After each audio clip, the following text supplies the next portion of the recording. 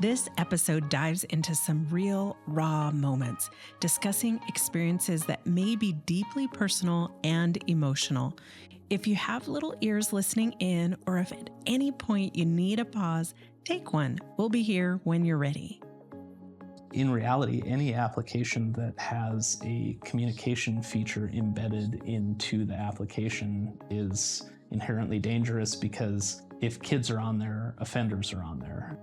The internet isn't going anywhere, and our kids are spending more time online. As parents, it's our job to help them navigate this digital world safely. In this episode, we'll give you the tools to understand the risks, benefits, and responsibilities that come with the online space, so you can protect your kids before they head out into the vast virtual world. Our guest today brings over 10 years of experience in law enforcement, primarily investigating child exploitation. He brings valuable insights from the front lines of digital safety. Due to the sensitive nature of his work, our guest prefers to remain anonymous. He's here to share strategies that will help you safeguard your children's online experience.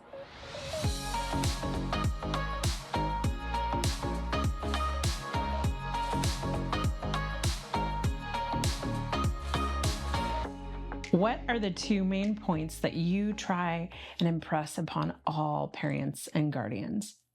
That's a hard one because we live in 2025, and so there's technology everywhere in our lives, and I don't think that it's fair or reasonable to expect our children to have an absolute abstinence from electronic devices just to keep them safe. So I think that as parents and guardians, we need to set a good example of the healthy ways to use technology, and then lay a good foundation for checking in on our kids as they experience the internet and technology around them.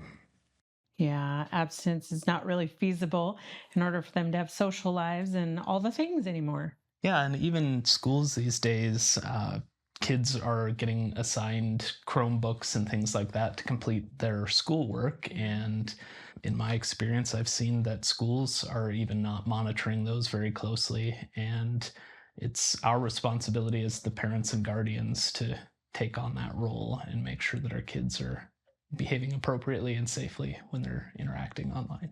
Yeah. What's the other main point that you wish every parent knew? I tell this to all the parents and guardians that I encounter. You shouldn't allow your child of any age unrestricted and unmonitored access to internet-connected devices. That means phones in bedrooms, phones in bathrooms, even the thought to allow your kid to set their phone on the nightstand overnight to charge while you're not there. Those are all very dangerous situations because kids can be contacted when no one is paying attention, and those are the places where we see bad actors entering into a child's life because they've got that phone in their room and the door closed and they're supposed to be sleeping, and parents think the phone is on the nightstand charging and no one is actually using it. But in reality, kids are smart and kids are sneaky, and they'll use it, and they can be encouraged to do things that no parent would ever expect their child to do. And it's all because no one is watching. Yeah, kids are impulsive and there's evil out there that's looking to invade those spaces. It's very true. I think it's also very important, as kids are given access to those electronics, that parents set those up for them, that parents know all of the passwords, and that they have complete control over those devices. I've encountered parents who think, well, my kid has a job and they bought this phone with their own money. But as long as the person's under 18, the parents have absolute control over that, and they need to have that control to make sure that their children are safe. Yeah, we know in this space that kids' frontal lobe is not fully developed. That decision making, that cause and effect isn't quite there.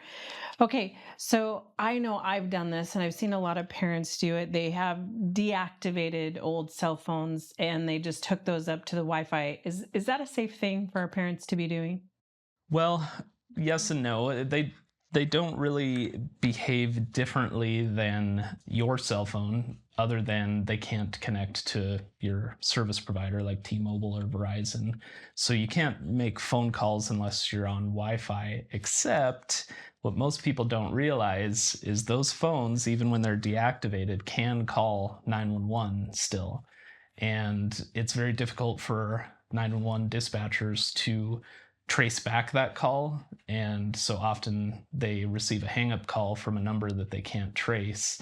And it wastes a lot of time and resources when it's just a kid playing with a phone. And so it's important if you give your child a device that you, again, you make sure that you're monitoring it and make sure that they're not accidentally dialing 911. It's happened in my house, even. We had a little one that called 911 on a phone that wasn't deactivated. And of course, they always call you back when they can to make sure that you're safe. And if they can't get a hold of you by phone, then they have to send someone to check on you. Sure, that makes sense. So, okay, I'm curious, what are the first and most important steps for parents to take to keep their kids safe online? I think that it is very important for parents to start those kind of conversations early. I don't think there's an inappropriate age to start that conversation. Obviously, based on development and understanding, would be the only caveat to that. We're seeing kids with access to internet connected devices as early as 5 or 6 years old. And so it's totally reasonable to have a conversation with your 5 year old that may be using your iPad to watch Disney, that if something on that device scares them, it's okay to come to you and talk to you about it. Or even as kids begin to age, talk to them about, it's much like the old stranger danger. If someone reaches out to you using this device, you need to come talk to me right away. I love that. The idea of stranger danger. We can forget that in this virtual world, but it's still a real thing. And so, as you said before, the idea is parental control, that they're talking, they're communicating, but that they have control and they know what's happening on that device at all times. That's very true. I think, spot checks are totally reasonable. You may give your kid a phone and let them take it to school and interact with their friends, but routinely you should complete a spot check and see who it is they're talking to, see what kind of things they're talking about, check the camera roll, check the internet history, check what kind of apps they're using and what the app usage looks like. And there are parental controls that will do some of that work for you in the background, but technology shouldn't stand in for a parent. Yeah, for sure. I've always been curious, how available is all of our personal information online? Can somebody find the address if I've got my kid using it? Tell me. I Googled you before we came here today, Shoot. so anything that you put out there can be found on the internet, even things that you don't expect that you're putting out there. There's resources like tax records and things like that that people can find your address. So, yeah, I mean, whatever you put out there, you can expect that someone can find it. But what we see most often is what we call social engineering. It's a term where, have you ever received a friend request from someone that you're already friends with on Yes, Facebook? many times. Okay, so that's social engineering. That's someone that says, I want access to Trisha's Facebook information, and so I'm going to pretend to be someone that Trisha knows and hope that she will accept my friend request, because then I can get onto her private Facebook page and see all of her information. So social engineering is something that happens every day, and you have to be aware.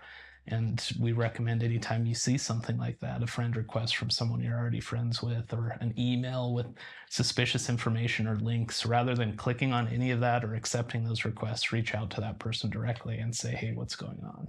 Wow. And that I feel like happens almost every day. That's super common. I knew there was something up with it, but I didn't know exactly what was up with it. What do you see in your professional experience? What are the most common threats our kids are facing online? It's kind of broken down into two categories in my mind. We see the very stereotypical online enticement, which is a bad actor reaching out to a child and trying to encourage or entice them to do something, whether it be send photographs or communicate with them directly, or like we talked about with social engineering, release private information about themselves that can be exploited. So enticement is one of those things, like, you know it when you see it. Mhm. And it's happening every day with our kids, and that's something that parents should be watching out for. But what we've been experiencing a lot more frequently is what the law enforcement agencies now are calling sextortion. And there's Mhm. a couple of types of sextortion. There's financially motivated sextortion or sexually motivated sextortion. And so the difference is, in a financial situation, the bad actor poses as a person to gain the trust of the child, and then um, encourages or entices the child to send photographs. Most of the time, those are nude photographs or videos, and the bad actor then says, I'm going to release this to everyone unless you pay me a certain amount of money.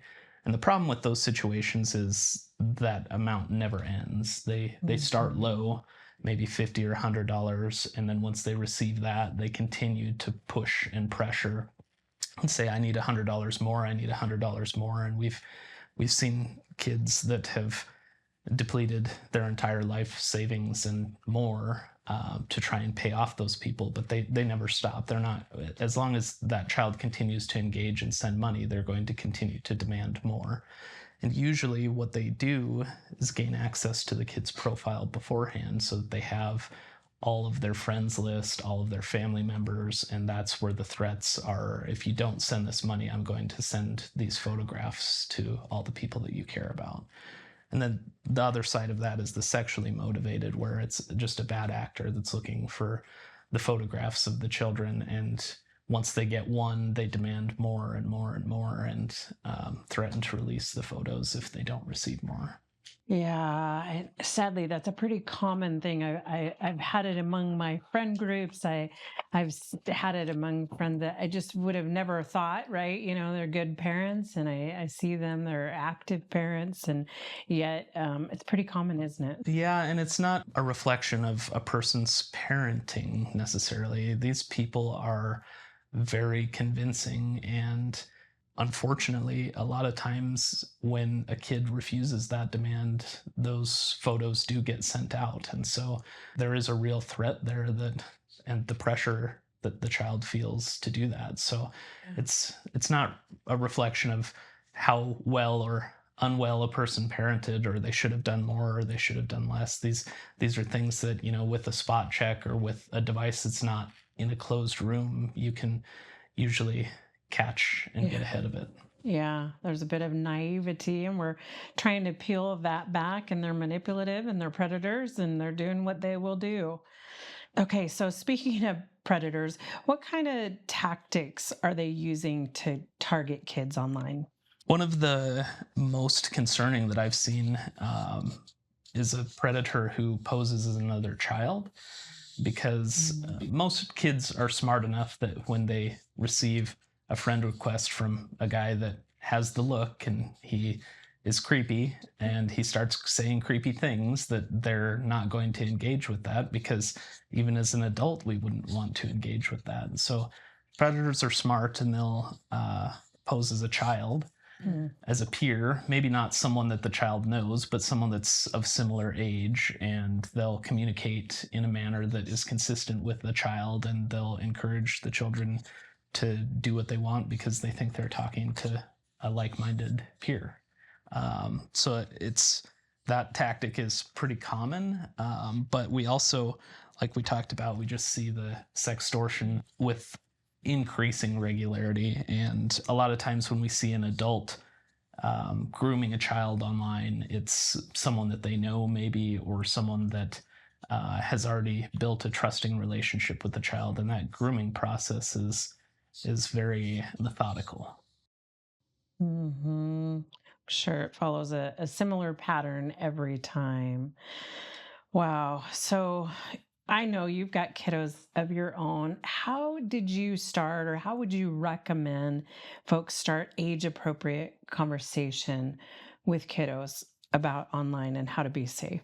Well, it's pretty easy with the work that I do that my kids know that there's bad people on the internet. But Yeah. for the layperson, I think that it's just starting with a good foundation. You have to be upfront with your kids. You have to be honest with them and tell them that not every person that is online is a good person looking to do good things, and any concerns that they have, they should be able to bring to at least one trusted adult in their life, whether that be a mom or a dad or a guardian, grandma or grandpa, a foster parent or a teacher or counselor at school. They're help kids identify one person in their life that they trust, that they could go to with a concern related to someone online. I love that you name that it doesn't necessarily have to be the parents. It might be a little easier to go to auntie or go to a youth pastor or somebody, because when it's parents, they might be afraid of getting in trouble, right? Yeah. So I love that you name it. It could be somebody else, and that's okay. Even an older sibling that has possibly already experienced something online that concerned them, and they can help walk a younger sibling through, hey, I had something like this happen to me and I talked to mom and dad about it, and they can go to mom and dad together. So Love that. Love that. What signs can parents look for that their child might be at risk online? What should they be noticing? biggest thing is change in behavior. Obviously, we spend the most time around our kids, so we observe what they do and how they behave more than any other person in their life. So you notice things like a change in hygiene, a kid that isn't showering as much or maybe showering more than regular. Those are things that maybe not one instance of that, but as you start to see collectively, kids change their attire. They're wearing inappropriate clothing for the weather, like a child that's wearing a long sleeve sweatshirt and long pants and it's 90 degrees out. A lot of children faced with this situation experience the side effects of mental health issues as well. And you may see kids that begin to cut or things like that. And so they might wear long sleeves and long pants because they're um, doing self harm and they're trying to hide that from mom and dad. So those things are really indicators that a parent should start to notice, especially over time. Yeah, big shift in their mental health. Will they get more secretive with their devices if something's going on, do you think? Yeah, I've experienced that, especially with parents that are doing those spot checks. If a kid is being enticed online and mom or dad comes to do their weekly or however often the spot check happens, and the kid all of a sudden is very protective of that phone and they're hiding it, or it looks like they're deleting information off of it before they hand it over. Those also are very obvious indicators that you probably need to have a more in-depth conversation. Yeah, I've heard it from my friends who have teenagers. There's these new apps where you can hide an app behind it, and just getting a lot more sophisticated and all of that. Well, and you bring up a good point that any app that you allow your kid to have on your phone, you should have a basic understanding of as well, because some of these apps you think may be harmless, but Snapchat, for instance, has a feature within the app that's called My Eyes Only. And so a kid could have their nude images stored in this My Eyes Only folder. And if a parent doesn't realize that that is a feature of Snapchat, they wouldn't ever think to look there. So, Yeah, and often we don't know these things, so we really need to investigate it before we allow them to have any of these apps. Are there other apps that parents should be really cautious of if their kids coming home from school and saying, "Hey, all my friends have this app." Should parents be cautious about specific ones? um, Snapchat is definitely one that I recommend parents have a good understanding of, just because by nature it's secretive. The conversations are set to expire within 24 hours. And so a parent that allows Snapchat on a device might want to do a spot check every 24 hours just to see those conversations before they occur. Like I said, it's got the My Eyes Only that's password protected, so kids could be taking photos and deleting them off their camera roll and storing them in that folder on the app. One that may surprise you that a lot of parents, I see a lot of eyebrows raised when I say Roblox. Wow. Yeah. A lot of parents allow children on Roblox, and I think by nature it was intended to be harmless. It's games and things like that. But in reality, any application that has a communication feature embedded into the application is inherently dangerous, because if kids are on there, offenders are on there. And if kids are communicating on there, offenders are on there communicating, and they're communicating with our kids. And so we need to, again, have an understanding. I believe there's one game on Roblox where it's like you're raising a baby, and that I've seen investigations where offenders go on there because that's what they're looking for, is someone to engage in that kind of situation with. Wow. Yeah. Boy, that was a mic drop. If kids are on there, offenders are on there. We really need to just take that in and know that that's inherent. Yes, but also, again, that shouldn't scare people away from giving kids access to these things. I think that you just have to be vigilant about protecting your kids and making sure that you have these conversations and set the appropriate boundaries and check in on them regularly. And there's ways that, yes, the internet is large and scary, but there's ways that you can detract from that and keep your kids safe still. Yeah. Diligence as a parent is what I'm hearing over and over. Okay, so we talked a little bit about online gaming and Roblox. Are kids exposed to potential dangers through online gaming? I think the biggest one that comes to mind would be like Xbox. And I'm not going to get into the debates about the content of violence in games, but I think that when you have a chat feature, a voice chat feature, it's very hard to monitor that as a parent, especially when your kid straps on the headset and they're talking to someone and you can only hear one side of the conversation. So it's one of those things that you have to decide just exactly how much you're willing to allow, and then figure out an appropriate way to monitor that. Because again, if kids are using the voice chat, then offenders are using the voice chat as well. Yeah, the idea that unknown people could be chatting with them if you're only hearing one side, you have no idea Yes. actually what's happening on the other side. Okay, what advice would you give directly to children about staying safe online? This will probably cause some eye rolls from the teens in the room, but I think you just have to trust your parents. You have to trust that the limits that are being set are for a reason, and that we're looking out for your best interest.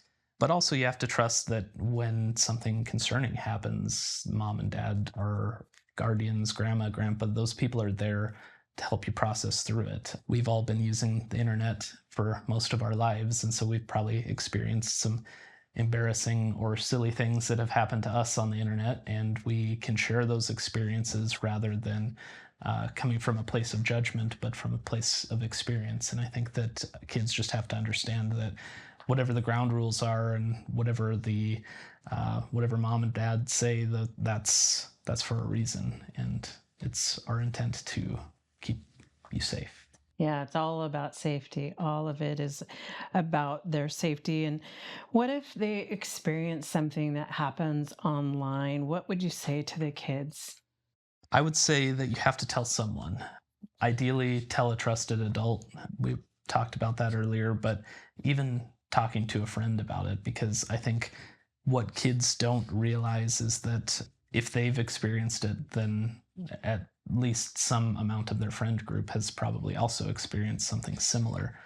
And collectively, maybe none of those things have been addressed with an adult, but there's strength in numbers. And so if one kid talks about their experience to their friend, and that friend says, "Hey, I had that same thing happen to me, and I never told anybody," now they feel empowered to maybe together go talk to an adult. And it's less scary when you have someone there with you. So yeah, I would just say that you have to tell someone. You can't hide behind this. We have seen kids that try to process this on their own, and there have been life-ending events. And so that's the biggest thing for a parent, is to open those lines of communication and make sure that kids understand that even if something bad happened online, it's not the end of the world and we can get through it together. Yeah, and that we're their safe place, and we're there to keep them safe, and we're going to be safe when they tell us about what happened. That's true. Yeah, for sure. Okay, I'm curious because of your professional experience in law enforcement. Can you give us just a story that kind of highlights the idea of why we need to be so vigilant online as parents? Yes, I can't share the details, obviously, but Anonymize it for us. Yeah. I worked an investigation with a teen. She was given a phone from her guardian, and she signed up for all of the social media accounts that she could find. You name the social media application, she had an account there. And she started posting pictures of herself and the activities that she was doing, including things that would help a person identify where she lived, what school she went to. And ultimately, those posts got the interest of an adult male, and he started talking to her. She was one of those kids that was allowed to have her phone in her room and in her bathroom. So she was constantly talking to this guy, and he had convinced her that he was closer in age to her than he really was. And they had a plan for him to travel and meet her, and they were going to go around the country without her mother's knowledge. And luckily, there was a spot check, and the guardian saw what kind of communications were occurring, and she brought it to law enforcement. And we obviously began investigating that right away. And it turns out that the guy in question was older than he said he was. He was almost 30.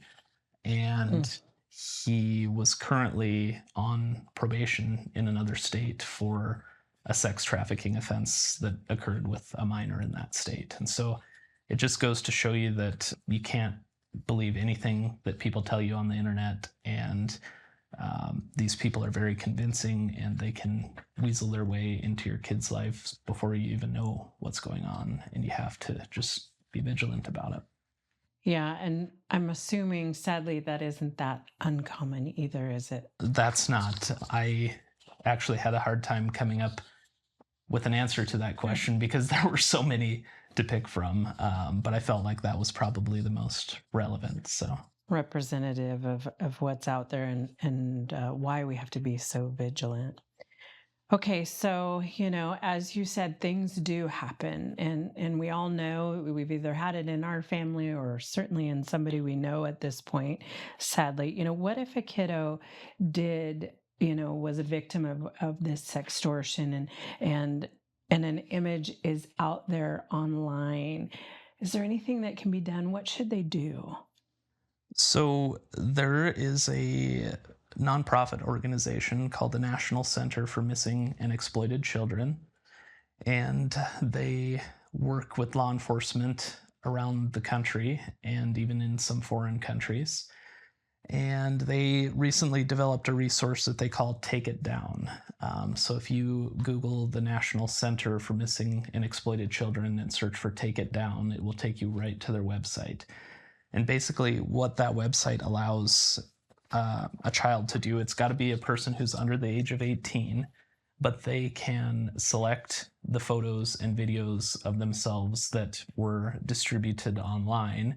And what it does is it creates like a fingerprint of that photo. So it's not transmitting your photo again over the internet, but it creates a fingerprint and then shares that fingerprint with law enforcement. And so if those photos are distributed any further on the internet, it tracks and creates what's called a cyber tip that gets assigned to a law enforcement officer to investigate. And so it's one way that a kid could take matters into their own hands without having to contact law enforcement, but we always recommend that they do, because once those photos are out there, the only way to work in getting anything done is to contact law enforcement and hopefully get an investigation into that.